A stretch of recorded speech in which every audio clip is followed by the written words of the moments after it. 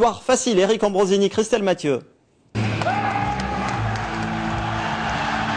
Martin Jagre et Grégory Labadze, une entrée à part pour ces deux joueurs qui font partie des anciens du RCT.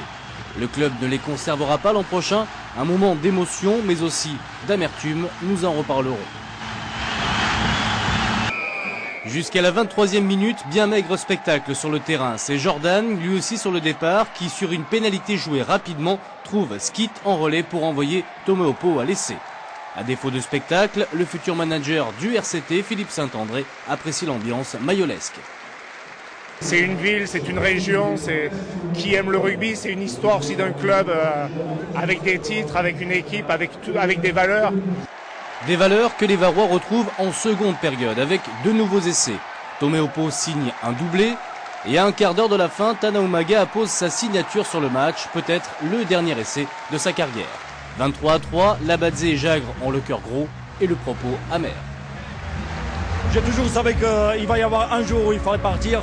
Aujourd'hui, je suis déçu par la manière qu'ils ont procédé les dirigeants, mais à part ça, non, c'est le vie pro, voilà.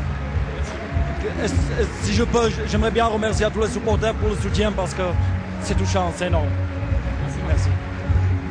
Sur le banc, séquence émotion pour le président, mais selon lui, ses choix sont dictés par l'ambition.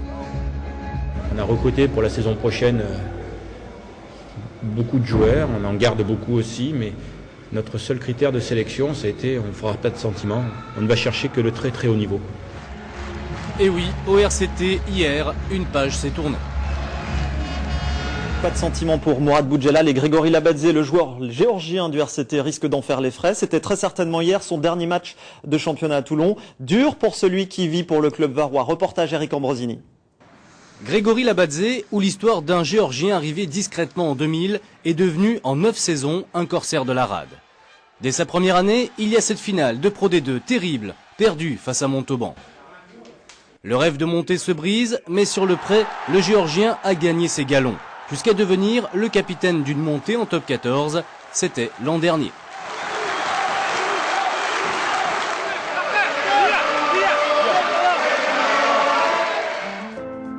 Mais les lendemains de fête sont des lendemains qui déchantent. Seul sur le terrain annexe, Labadze mène un autre combat, contre la maladie, une hépatite A qui le ronge et le tient éloigné des terrains.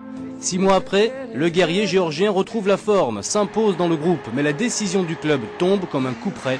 Il doit rendre les armes.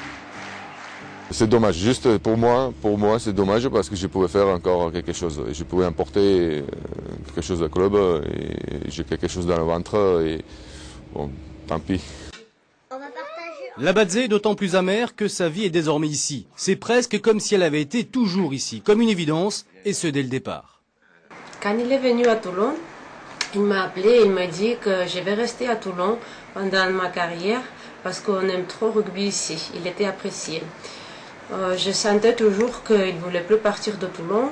Il voulait toujours rester là parce que ça, c'est ce qu'il ressentait sur le terrain de Toulon. Il ne ressentait jamais ailleurs le même. Avec 2 enfants nés à Toulon, Labadze ne compte pas quitter la ville et encore moins rentrer en Géorgie.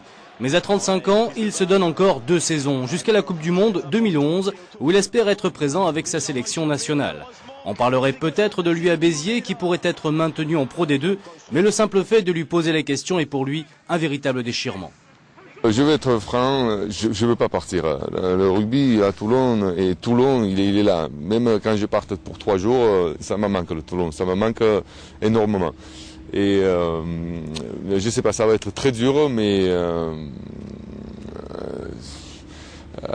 même si je joue avec d'autres maillots, je pense que je vais mettre t-shirt en bas, ça va être RCT, ça c'est sûr.